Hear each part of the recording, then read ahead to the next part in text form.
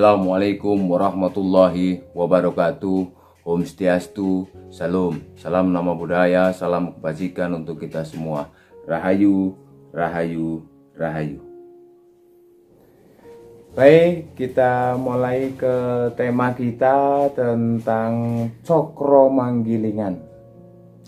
Kalau bagi masyarakat Jawa, hidup kita itu mengalami 3 dunia. Yang pertama alam purwo, yang kedua alam madya, dan yang ketiga alam wusono.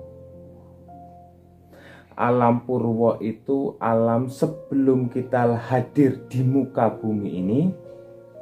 Alam madya ini pengalaman kita hidup di dunia, di muka bumi ini. Dan yang ketiga alam wusono.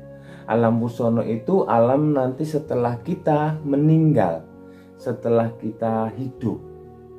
Dan ini makanya falsafat hidup timur termasuk Jawa itu secara umum menerima adanya 3 dunia ini.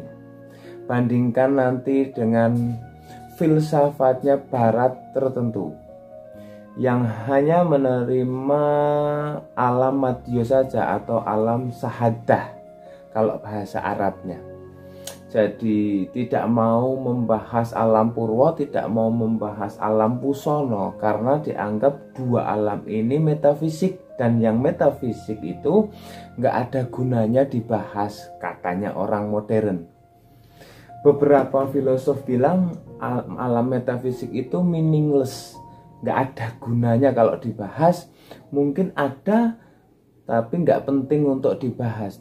Beda dengan tradisi filsafat timur yang menerima bahwa ada hidup sebelum itu, kita di dunia ini, dan ada hidup setelah kita meninggal. Maka perputaran Cokro Manggilingan itu nggak terbatas di alam madya saja.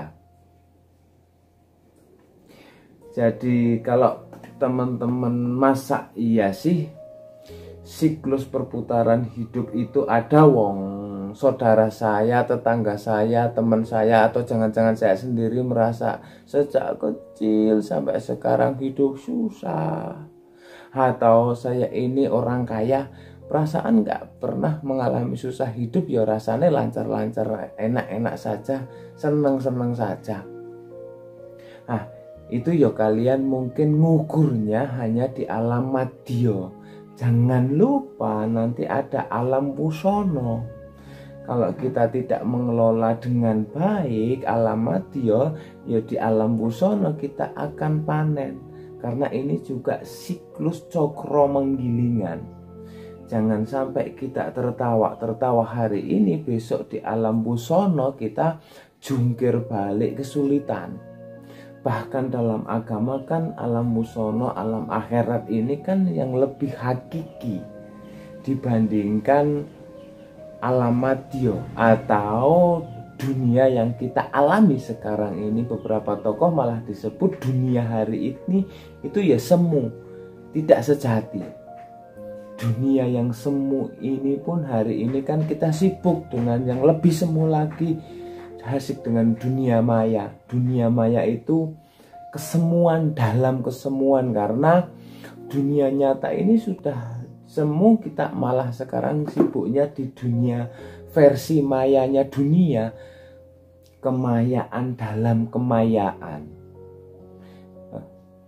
Tadi ada alam purwo, ada alam madya, ada alam wusono. Ini adalah siklus hidupnya manusia. Maka mungkin tadi ada pertanyaan-pertanyaan, ada orang yang dari lahir sampai meninggal senang terus atau susah terus. Ya karena hidup ini nggak hanya diawali saat kita lahir dan berakhir saat kita meninggal.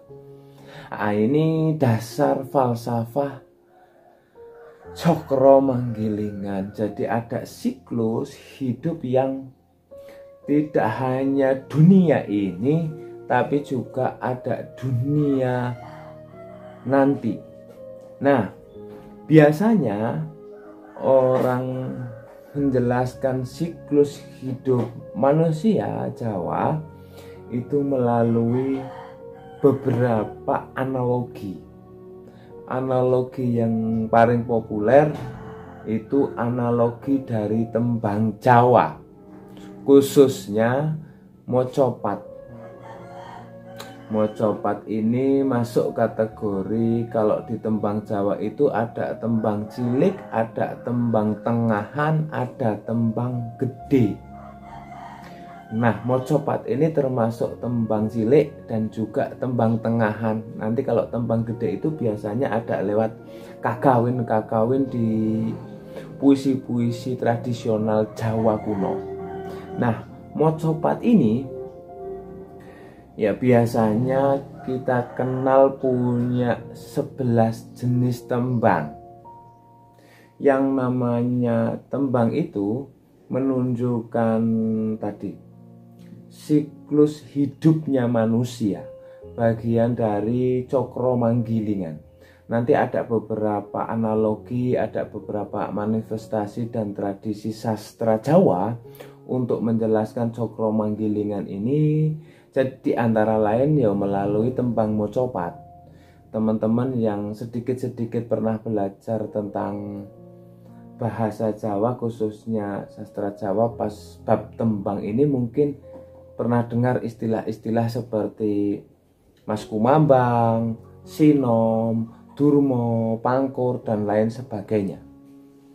Nah, 11 jenis tembang mocopat yang kita kenal itu ternyata ada urutan siklus hidupnya manusia.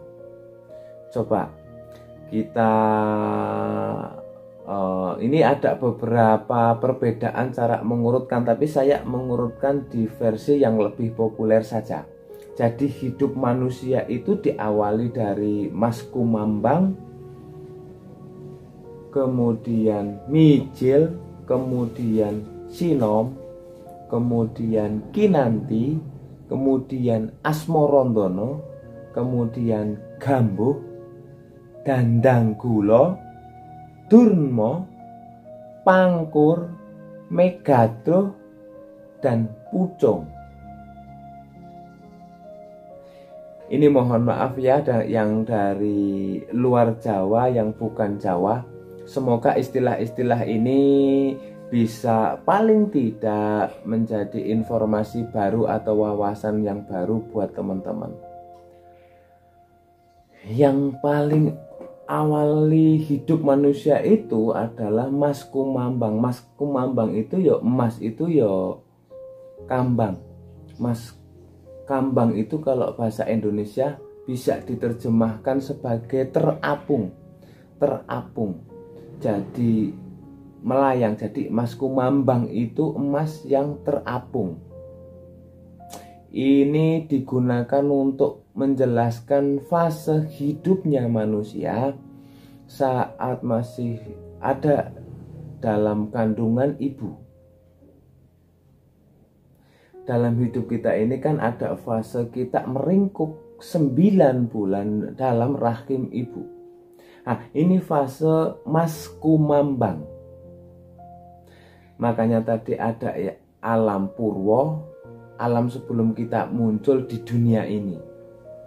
Ini masih murni, masih sejati, makanya masih dalam kondisi emas yang kumambang, melayang dalam perut ibu kita masing-masing.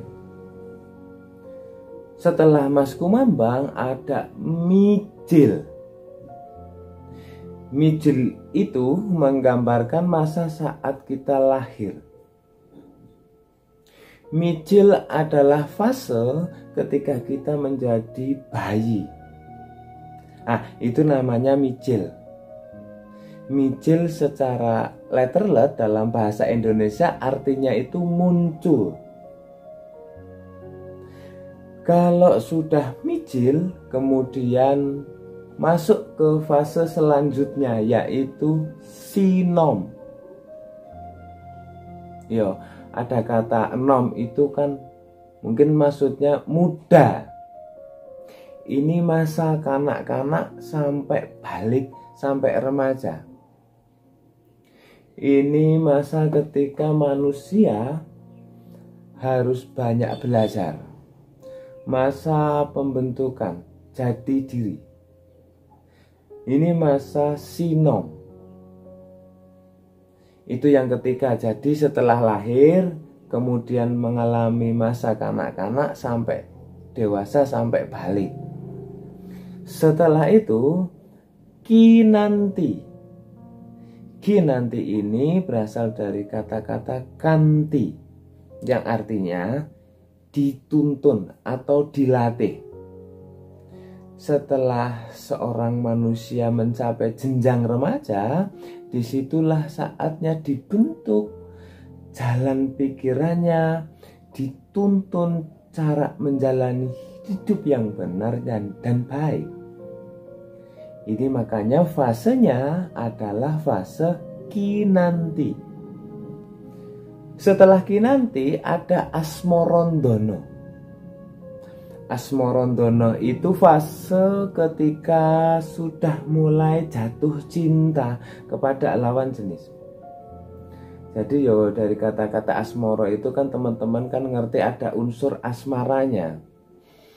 Makanya dinamai asmorondono, rasa cinta asmara kepada lawan jenis. Ini kodrat, pasti dilewati kalau normal. Kalau situasinya biasa normal, kan selalu ada situasi khusus itu.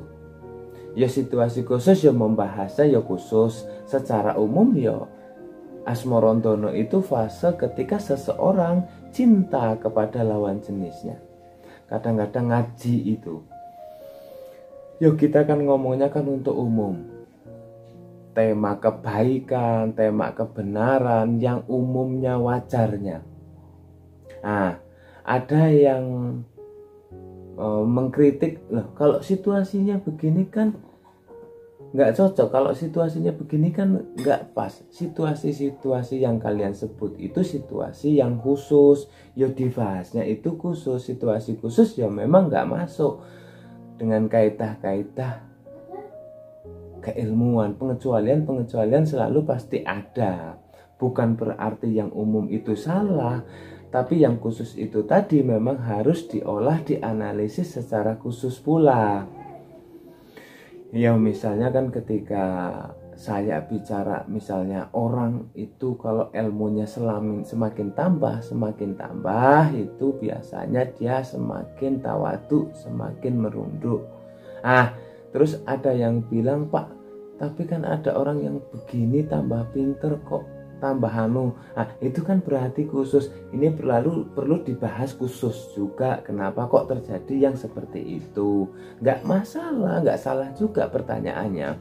Di situ nanti ada ilmu itu akan semakin bertambah. Tidak sekedar macet atau berhenti di satu teori umum itu tadi, tapi dia akan menambah perspektif baru, menambah wawasan baru. Setelah jatuh cinta di asmorondono ada gambuh. Gambuh ini berasal dari kata jumbuh, atau ada yang bilang maknanya sama dengan sarujuk. Kalau tadi ngomong asmorondono itu jatuh cintanya, gambuh ini menikahnya. Jadi nggak hanya jatuh cinta, tapi ada menikahnya. Fase hidup bersama dengan pasangan ini namanya fase gambuh. Setelah menikah, setelah gambuh ada dandang gula. Dandang itu dari akar kata gegadangan atau cita-cita. Gula ini artinya manis. Jadi kalau sudah punya pasangan, saatnya untuk merancang hidup bahagia, mewujudkan semua cita-cita. Ingin punya pekerjaan mapan, ingin punya keluarga yang tentrem, ingin punya harta benda sandang pangan papan yang cukup. Ini fase dandang gula, fase mewujudkan cita-cita. Kalau sudah sampai di fase dandang gula, saatnya durma. Durma itu dari kata dharma, atau kalau di Jawa mungkin ada istilah dermo. Dermo itu sedekah atau weweh. Kalau cita-cita sudah tercapai, pekerjaan sudah mapan, keluarga sudah bahagia, segala kebutuhan sudah tercukupi, bahkan lebih, saatnya berderma, berbagi dengan orang lain. Jadi saatnya berkasih sayang dengan sesama. Ada fase derma. Tapi itu muncul setelah dandang gula. Biar apa? Biar dharma yang dijalankan itu tidak mengorbankan dirinya sendiri, tapi merupakan proses berkelanjutan setelah asmarantono, gambuh, dandang gula. Kalau durma sudah sukses, saatnya pangkur. Pangkur itu dari kata mungkur. Nah, ini adalah kesadaran untuk membersihkan diri, kesadaran untuk lebih dalam ke arah spiritual, tidak lagi sibuk dengan dunia. Jadi saatnya mungkur dari dunia. Ini fase pangkur. Jangan berhenti di dandang gula dan hal-hal yang duniawi saja. Kalau memang sudah saatnya harus siap mundur sebelum terlambat. Jadi masuk ke era spiritual. Makanya zaman dulu itu para raja misalnya itu kan nggak selalu harus nunggu sampai meninggal terus anaknya yang melanjutkan, tetapi secara umum itu kalau sudah sepuh, sudah merasa cukup menjadi pemimpin, jadi raja, terus mengangkat anaknya beliau sendiri kemudian mundur. Jadi tidak lagi berambisi dunia. Ada istilah lengser ke prabon madeg pandito.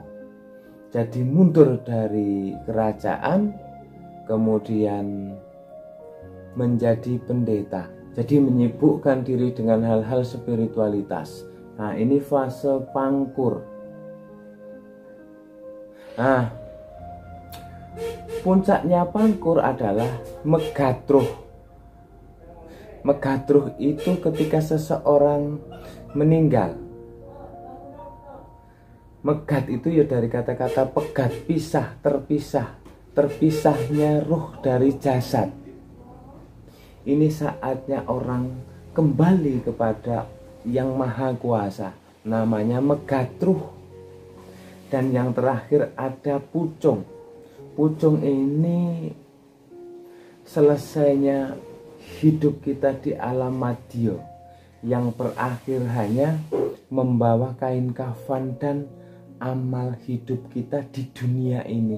Segala yang duniawi sudah kita tinggalkan. Ini fase pucung. Kasarnya ya kemudian diterjemahkan jadi pocong. Ya kita meninggal sudah. Kalau sudah ada di fase pocong, masuk alam wusono. Nah, ini istilah-istilah ini dari tembang yang 11 ini menggambarkan siklus hidup kita. Jadi berputar dari sejak di perut ibu sampai pucung. Ya mungkin nanti berlanjut lagi di alam wusono. Baik itu manifestasi salah satunya dari Cokro Manggilingan. Sekarang kita lihat ke jagat yang besar, jagat yang makruh. Seperti apakah Cokro Manggilingan itu bekerja? Kita ambil satu contoh, misalnya pendapatnya beliau Ronggo Warsito tentang perputaran zaman, bagaimana jagat besar ini berputar.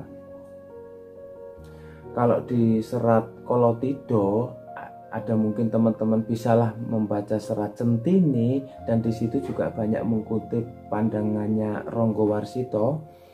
Jadi zaman ini dari fase Kolotido, kemudian Kolobendu, dan akhirnya Kolosubo.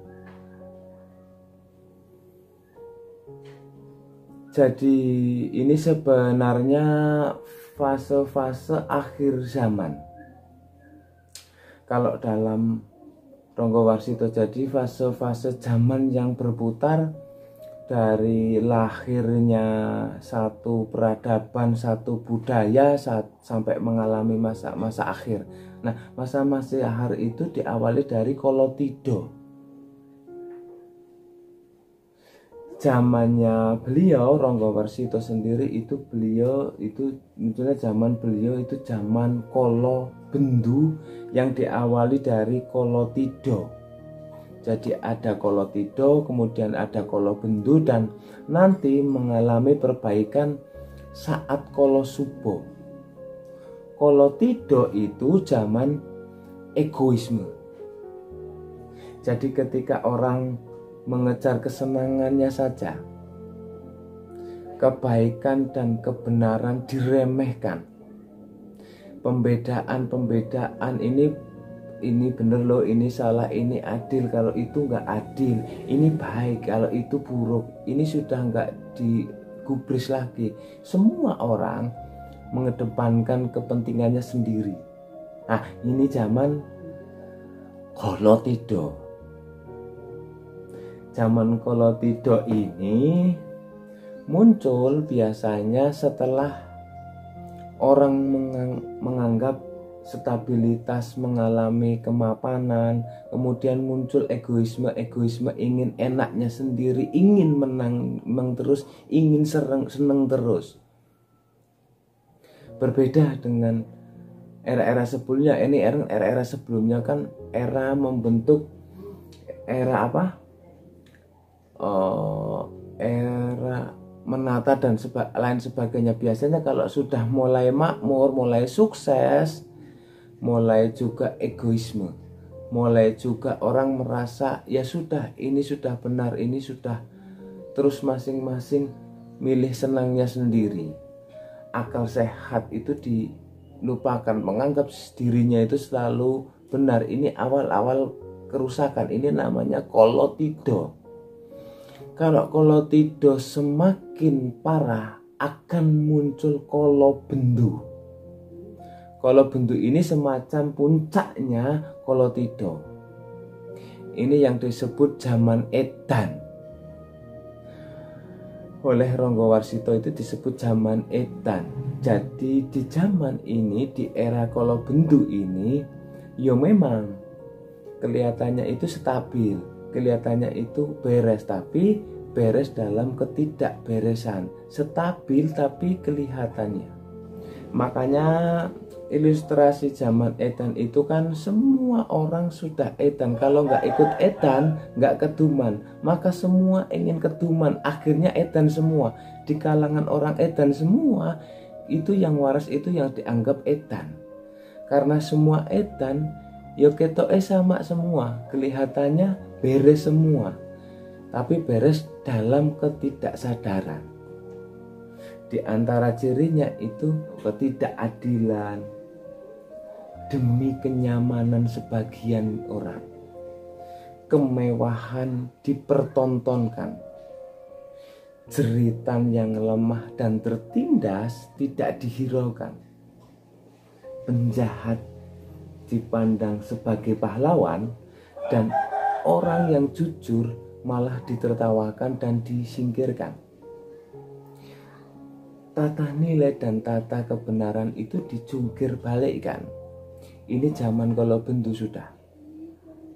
Yang baik itu dianggap penjahat, yang jahat itu dianggap pahlawan. Kebolak-balik tatananya. Yang tidak adil dipuji-puji, yang dizolimi dicela-cela. Itu Kolobendu. Jadi tampaknya itu stabil, tapi kestabilan itu dalam ketidakstabilan. Ini menurut Ronggowarsito, ini cirinya zaman Kolobendu. Tapi karena dunia ini cokro manggilingan, pada saatnya Kolo Bendu juga akan berganti menjadi Kolo Subo. Jadi Kolo Subo itu dari zaman gelap lahirlah zaman terang, namanya Kolo Subo. Zaman stabilitas, zaman kemakmuran. Biasanya itu digambarkan akan muncul seorang tokoh yang hadir sebagai penyelamat, seorang ratu adil, yang dia ini dalam perjuangannya itu didukung oleh orang-orang yang selalu eling lan waspodo. Nah, ini Kolo Subo. Jadi zaman cahaya ketika muncul seorang penyelamat, seorang ratu adil yang membebaskan semua dari kegelapan zaman Kolo Bendu. Nah, Kolo Subo ini kan kemakmuran, tapi juga nggak akan tetap begitu. Pada saatnya Kolo Subo akan berganti menjadi Kolo Tido. Kolo Tido akan berpuncak pada Kolo Bendu, dan di puncak Kolo Bendu akan muncul Kolo Subo, terus begitu. Itulah contoh cokro menggilingan. Jadi zaman itu tidak sekedar hanya susah atau kemudian selesai, atau hanya senang kemudian selesai, tapi yo ganti-ganti. Jadi ada Kolo Tido, ada Kolo Bendu, ada Kolo Subo. Kolo Subo juga akan nanti muncul orang-orang egois, mencari senangnya sendiri, tidak peduli baik buruk, benar salah. Itu lahir Kolo Tido. Kolo Tido semakin parah, muncul Kolo Bendu. Pada puncaknya Kolo Bendu muncul tokoh yang menyelamatkan. Disitulah Kolo Subo lahir. Nah, jadi inilah perputaran zaman. Ini adalah perputaran zaman secara cokro manggilingan. Yo menyikapi kalau kita punya visi cokro manggilingan ini, yang sedang sedih nggak usah putus asa. Zaman pasti akan ganti dan berubah. Yang sedang sukses, sedang menang, jangan jumawah. Zaman itu juga pasti akan berubah. Hidup kita itu kadang di atas, kadang di bawah. Baik, yo kalau tentang 3 ini teman-teman boleh kembali lagi mencari serat Kolo Tido, atau hari ini kan banyak tulisan-tulisan atau mungkin video-video YouTube yang membahas tentang Ronggo Warsito dan ramalan-ramalannya, ramalan-ramalan akhir zaman versi para pujangga Jawa. Ya, mungkin demikian yang bisa sedikit saya sampaikan. Semoga bermanfaat untuk teman-teman semua. Terus lestarikan adat, budaya, dan spiritual Nusantara. Rahayu, rahayu, rahayu. Assalamualaikum warahmatullahi wabarakatuh.